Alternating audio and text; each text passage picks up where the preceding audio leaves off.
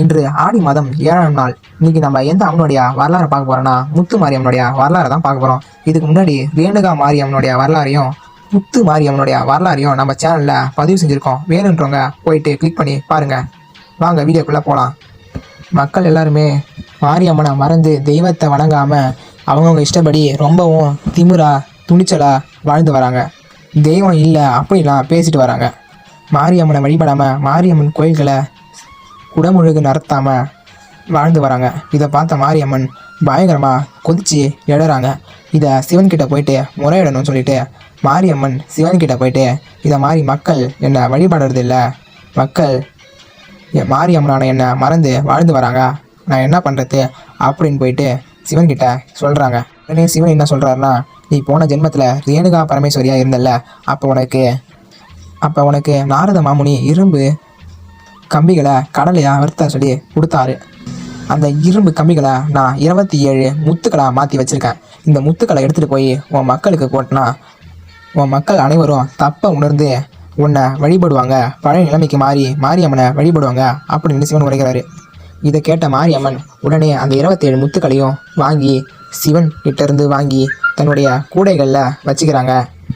இந்த முத்து வேலை செய்தா அப்படின்னு சொல்லிட்டு சோதிச்சு பார்க்கணுன்னு அந்த ஆணி முத்தை எடுத்து சிவனுக்கு போடுறாங்க. சிவன் உடம்பு எல்லாமே ஆணி முத்து தரிக்குது. சிவன் உடம்பு எல்லாமே முத்துக்களாக பொங்கி எழுது. சிவன் அந்த முத்தால் ஏற்பட்ட காயத்தை தாங்க முடியல. முத்து எல்லாம் ஜிவுன்னு இழுக்குது. உடனே சிவன், தாயே எனக்கு முத்து போட்டுட்ட, இந்த முத்தை தயவு செய்து எடுத்துடுமா அப்படின்னு சொல்லிட்டு மாரியம்மன் கிட்ட வேண்டுறாங்க.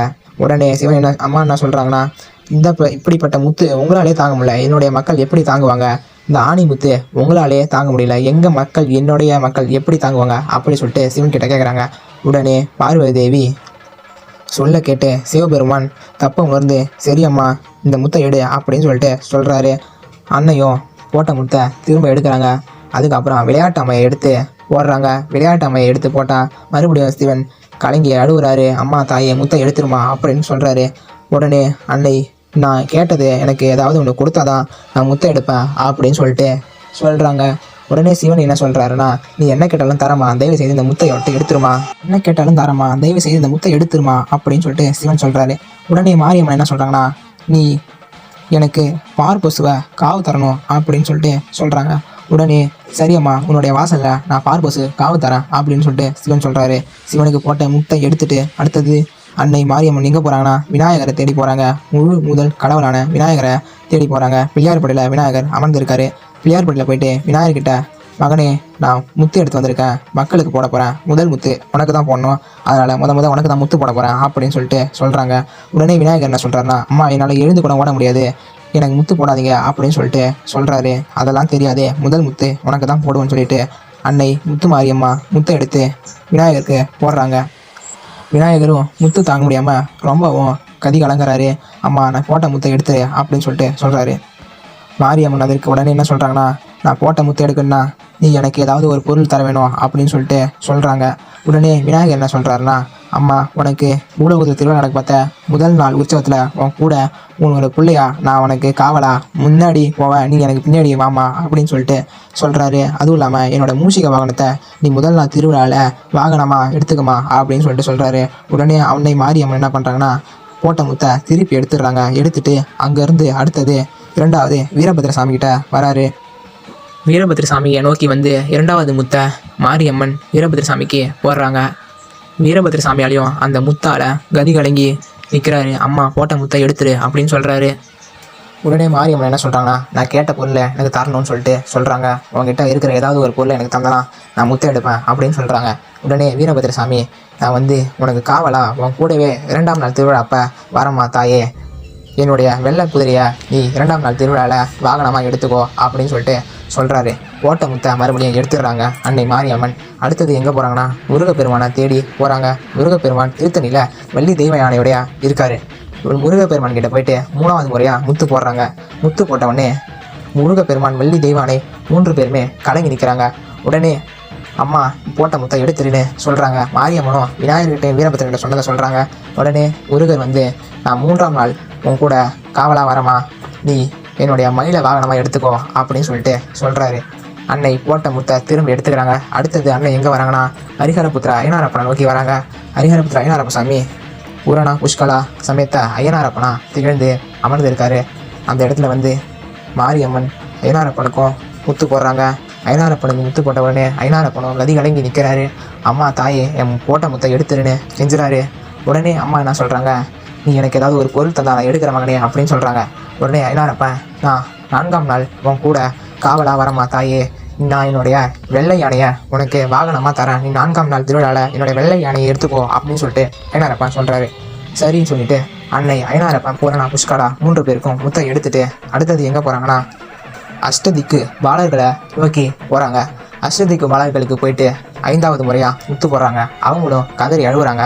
உடனே பார்வதி தேவி இவங்க கிட்ட நான் சொன்னதை மறுபடியும் சொல்கிறாங்க. அவங்க உடனே அம்மா உனக்கு காவலா 5ஆம் நாள் திருவிழா அப்போ நாங்கள் அஷ்டதிக்கு பாலர்கள் எல்லாம் உங்க கூட வரமா அப்படின்னு சொல்லிட்டு சொல்கிறாங்க. உடனே அன்னை மாரியம்மன் போட்ட முத்தை திரும்ப எடுத்துடுறாங்க. அதுக்கப்புறம் அன்னை எங்கே போகிறாங்கன்னா நவகிரகங்களை நோக்கி போகிறாங்க. நவகிரகங்களுக்கும் அன்னை முத்து போடுறாங்க. நவகிரகங்களும் அன்னை கோயிலில் நான் உங்களுக்கு காவலாக நிற்போம், எங்களுக்கு மூளையில் சன்னதி அமைச்சு வழிபட்டா நான் உங்கள் கூடவே இருக்கமா அப்படின்னு சொல்லிட்டு நவகிரகம் சொல்லிட்டாங்க. நவகிரகம் சொன்னதும் நவகிரகங்களுக்கும் முத்தை எடுத்துடுறாங்க அம்மன். அடுத்தது எங்கே போகிறாங்கன்னா யமனை தேடி போகிறாங்க. யமனை தேடி போயிட்டு யமனுக்கு முத்து போடுறாங்க. யமனுக்கு முத்து போட்டவனே யமன் கதி கலங்கி அழுது புலம்புறாரு. தாயே மாரியம்மா முத்தை எடுத்துருமா அப்படின்னு சொல்லிட்டு சொல்கிறாரு. உடனே மாரியம்மன், நீ நான் கேட்டதை தந்தாதான் உனக்கு முத்தை எடுப்பேன் அப்படின்னு சொல்லிட்டு சொல்கிறாங்க. உடனே யமன் என்ன சொல்கிறாருன்னா, நீ என்ன கேட்டாலும் தரமா அப்படின்னு சொல்லிட்டு சொல்கிறாரு. முத்தை மட்டும் எடுத்துருமா அப்படின்னு சொல்கிறாரு. உடனே மாரியம்மன், நீ என்னுடைய வாசலில் எருமை கிடாயா காவு கொடுக்கணும் அப்படின்னு சொல்லிட்டு சொல்கிறாங்க. அதை மாதிரியே யமதர்மனும் நான் எருமை கிடாயா காவு கொடுக்குறேன் அப்படின்னு சொல்லிட்டு சொல்கிறாரு. உடனே யமனுக்கு போட்ட முத்தை திரும்ப எடுத்துடுறாங்க அன்னை. அடுத்தது எங்கே வராங்கன்னா பிரம்மலோகம் தேடி வராங்க. பிரம்மலோகம் தேடி வந்து பிரம்மனுக்கு முத்து அழைக்கிறாங்க. பிரம்மனுக்கு முத்து அழைச்சி பிரம்மனும் கதறி அழுகுறாரு. தாயே என்னம்மா இது, தயவு செய்து முத்தை எடுத்துருமா அப்படின்னு சொல்லிட்டு கலங்குறாரு. உடனே மாரியம்மன் என்ன சொல்கிறாங்கன்னா, நீ வேதங்களை எழுதுறவன், நீ எனக்கு போன ஜென்மத்தில் கந்தர்வனா வந்து என்னுடைய கருப்பை கலைச்சவன், அதனால் இந்த ஜென்மத்தில் நான் இப்படி முத்து எடுத்து வந்தேன். நீ இந்த மாதிரி முத்து எடுத்து முத்தெல்லாம் போட்டு உடம்பு நலவில் ரொம்ப துன்புற்று அழுகிறவங்களை முத்து மாரியம்மன் தாலாட்டுன்னு நீ எழுதணும். அந்த முத்து மாரியம்மன் தாலாட்டை படிக்க படிக்க நான் முத்து ஆகப்பட்ட கொஞ்சம் கொஞ்சமாக குறையும் அப்படின்னு சொல்லிட்டு அன்னை சொல்கிறாங்க. உடனே பிரம்மனும் மாரியம்மன் தாலாட்டுன்னு மாரியம்மன் தாலாட்டை எழுதுறாரு. எழுதி அதை மக்களுக்கு கொடுக்குறாரு. பிரம்மனுக்கு போட்ட முத்தை திரும்ப எடுக்கிறாங்க அன்னை. அடுத்தது பிரம்மன் என்ன சொல்கிறாருன்னா, அம்மா உனக்கு திருவிழா அப்போ என்னுடைய அண்ணன் பறவையை நான் வாகனமாக தரேன் அப்படின்னு சொல்லிட்டு சொல்கிறாங்க. அடுத்தது எங்கே வராங்கன்னா அன்னை தன் அண்ணனான திருமாலை தேடி வராங்க. திருமாலே முத்து எடுத்துகிட்டு வரா நம்ம தங்கைன்னு சொல்லிட்டு தெரிஞ்சு அங்கேருந்து போய் ஒரு மலை குன்றில் போயிட்டு ஒரு தேரையாக உருவத்தை மாற்றி மறைஞ்சிக்கிறாரு.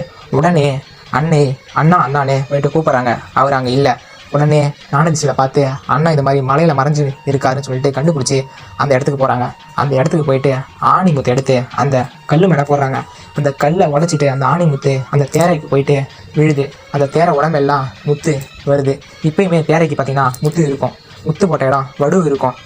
உடனே பெருமாளே தன்னுடைய சுய உருவம் எடுத்து கதறி அழுகுறாரு. தங்கையை முத்தை எடுத்துருமா அப்படின்னு சொல்லிட்டு வருந்துறாரு. உடனே மாரியம்மன், எனக்கு ஏதாவது ஒரு பொருள் தாங்க, அப்போ தான் நான் வந்து முத்தை எடுப்பேன் அப்படின்னு சொல்லிட்டு சொல்கிறாங்க. உடனே திருமால் என்ன சொல்கிறாங்கன்னா, உன்னோட திருவிழா அப்போ கோவிந்தா கோவிந்தா அப்படின்னு என்னை கூப்பிடுவாங்க. கூட்ட உடனே நான் உனக்கு காவலாக வந்து நிற்பேன், உன் கூடையே உனக்கு கரகமா நானும் வருவேன் அப்படின்னு சொல்கிறாரு. அது மட்டும் இல்லை, என்னுடைய வாகனமான கருடனை உனக்கு திருவிழா அப்போ நான் வாகனமாக தரேன், நீ அதில் வீதி விழா போகலாம் அப்படின்னு சொல்லிட்டு சொல்கிறாரு. உடனே மாரியம்மன் திருமாலுக்கு போட்ட முத்தை எடுக்கிறாங்க. அடுத்தது மறுபடியும் சிவனை நோக்கி வராங்க. சிவனை நோக்கி வந்து சிவன்கிட்ட வந்தோம். மறுபடியும் சிவன் பயப்படுறாரு. என்னம்மா முதல் எனக்கு தான் முத்து போட்டேன், மறுபடியும் என்கிட்டே வந்திருக்கே அப்படின்னு சொல்லிட்டு சொல்கிறாரு. உடனே அம்மன் என்ன சொல்கிறான்னா, 10ஆம் நாள் திருவிழாப்போ பரமனும் பார்வதியும், அதாவது நீங்களும் நாங்களும் ஒன்றா போய் ஊரை சுற்றி வந்து பக்தர்களுக்கு அருளாட்சி தரணும் அப்படின்னு சொல்லிட்டு சொல்கிறாங்க. சிவனும் நீ சொன்ன மாதிரி 10ஆம் நாள் திருநா உன் கூட நான் வரமா அப்படின்னு சொல்லிட்டு சொல்கிறாரு. அப்புறம் அண்ணா என்ன சொல்கிறாங்கன்னா, அடுத்தது நான் எங்கே போகிறேன்னா தேவர்கள் எல்லாருக்கும் முத்து போட்டேன், அடுத்தது என்ன சரியாக கவனிக்காத பூலோக மாநில மக்களுக்கு போய் முத்து போட போகிறேன்னு சொல்லிட்டு முத்து போடுறதுக்காக பூலோகத்துக்கு அன்னை வராங்க. பூலோகத்துக்கு அம்மா எப்படி வராங்கன்னா, தன்னுடைய உருவத்தை மாற்றி ஒரு பெண் மாதிரி உருவம் எடுத்து மானிட பெண் உருவத்தில் வராங்க. வந்து ஒரு ஊர் எல்லையில் நிற்கிறாங்க. அதை பார்த்த ஏகாலி மாறான வண்ணார் வீட்டு ஆண்கள் ஒருவர் அந்த தாயை வாமா எங்கள் வீட்டுக்குன்னு கூப்பிட்றாரு. அண்ணையும் நம்ம பிறந்த வீடு அந்த வீடு தான் சொல்லிட்டு அந்த வீட்டுக்கு போகிறாங்க. அந்த வீட்டுக்கு போயிட்டு ஒரு 28 நாள் தங்கி அங்கேயே சாப்பிட்டு தெம்பாக இருக்கிறாங்க. உடனே அந்த அண்ணன் என்ன கேட்குறாங்கன்னா, எனக்கு கருவாடு சாதமும் கூழ் கஞ்சி அதெல்லாம் வேணும் அப்படின்னு சொல்லிட்டு சொல்கிறாங்க. உடனே அந்த வண்ணார் வீட்டில் அந்த கணவன் மாறும் மனைவி மாறும் அன்னை கேட்ட மாதிரி பொருட்கள் எல்லாத்தையும் செஞ்சு பெருசாக கும்பப்படை மாதிரி செஞ்சு தராங்க. அன்னையோ நான் சொல்கிறேன், நீங்கள் வெளில போங்க, நான் சாப்பிட போகிறேன்னு சொல்லிட்டு கதவை சாத்திக்கிறான். அவங்களும் வெளில போயிட்டு பார்க்குறாங்க. வெளில போயிட்டு பார்த்தா அன்னை பயங்கர பேச்சம்மன் உருவம் எடுத்து பத்திரகாளி உருவம் எடுத்து அந்த சாப்பாடெல்லாம் அள்ளி சாப்பிட்றான். சாப்பிட்ட உடனே அந்த ஏகாடி மாதிரி அன்னையை பார்த்து ரொம்பவும் பயப்படுறாங்க. பயந்துட்டு இந்த ஊர் எல்லையில் போய் நிற்கிறாங்க. அன்னை சாப்பிட்டு முடிச்சுட்டு தன்னுடைய சாந்த ரூபத்தில் மாறிட்டு அவங்கள வந்து கூப்பிட்றாங்க. நீங்கள் ஒன்றும் பயப்படாதீங்க, நான் அன்னை தான் வந்திருக்கேன், என்னோட பிறந்த வீடே உங்கள் வீடு தான், அதனால தான் அவங்கள தேடி வந்தேன், நான் மானிட மக்களுக்கு முத்து போட வந்திருக்கேன் அப்படின்னு சொல்லிட்டு சொல்கிறாங்க. அதுக்கு என்ன சொல்கிறாங்கன்னா, நான் முத்து போட்ட உடனே ஒவ்வொரு வீட்லேயும் முத்து போட்டு அந்த பிள்ளை வந்து முத்தால் பாதிக்க பார்த்த நான் பிறந்த வீடான உங்கள் வீட்டில் வந்து நீங்கள் எனக்கு எப்படி இப்படி சாப்பாடு செஞ்சு போட்டீங்களோ அதேமாரி அவங்க வந்து உங்கள் வீட்டில் கேட்க பார்த்த இதை மாதிரி நீங்கள் சாப்பாடு செஞ்சு உங்கள் வீட்டிலேருந்து ஏதோ அது கூழோ கஞ்சியோ இல்லை கருவாடு சாதமோ ஏதோ ஒரு உணவு எனக்கு உங்கள் வீட்டில் இருந்து தரணும். அதை சாப்பிட்டாங்கன்னா அவங்களுக்கு கொஞ்சம் கொஞ்சமாக படிப்படியாக அந்த முத்து இறங்கும் அப்படின்னு சொல்லிட்டு அன்னை சொல்கிறாங்க. அடுத்தது நான் ஒவ்வொரு வீட்டுக்கும் போயிட்டு முத்து போட போகிறேன்னு அன்னை போகிறாங்க. அவங்க எப்படி போகிறாங்கன்னா, ஒரு தள்ளாடு கிழவி மாதிரி உருவம் மாற்றி போகிறாங்க. உருவத்தை மாற்றி ஒவ்வொரு வீட்டுக்காக போயிட்டு பார்க்குறாங்க. அந்த ஒரு ஊர் முழுக்க முத்து அள்ளி கொட்டுறாங்க. ஊரில் இருக்கவங்க எல்லாருக்கும் இது என்ன நோயினே தெரியாமல் புலம்பிட்டு ரொம்பவும் வருந்திட்டு அழுதுட்டு இருக்காங்க. அன்னை கிழவி ரூபத்தில் ஒவ்வொரு வீட்டுக்காக போகிறாங்க. ஒவ்வொரு வீட்டுக்காக போய் என்ன சொல்கிறாங்கன்னா, இது வந்து சாதாரண நோய் இல்லைம்மா, இது வந்து முத்தழகர் நோய்மா, மாரியம்மன் உங்கள் வீட்டில் இருக்க எல்லாருக்கும் முத்து போட்டுருக்காங்க, இந்த முத்தை நீங்கள் இறக்கணுன்னா மாரியம்மன் தாலாட்டுன்னு ஒரு பாடல் இருக்குது, அந்த மாரியம்மன் தாலாட்டை ஏகாலி வீட்டிலேருந்து வந்து படிக்க சொல்லணும். அது மட்டும் இல்லாமல் அந்த வீட்டில் இருந்து ஏதோ ஒரு கூழோ கஞ்சோ ஏதோ ஒரு பானகமோ உணவோ அவங்களுக்கு கொடுத்தா தான் அந்த அன்னை இறங்குவாங்க. நீங்கள் இவ்வளோ நாளாக அந்த அன்னையை சரியாக வணங்காததால் அவள் கோவப்பட்டு இதை மாதிரி பண்ணுறா. அதனால் நீங்கள் ஒவ்வொரு வீட்டையும் சுத்தமாக மஞ்சள் குங்குமம் வச்சு வீட்டுக்கு வீடு தோரணம் கட்டி வேப்பலை வீடு வீடு கூரையிலையும் சொருவணும்.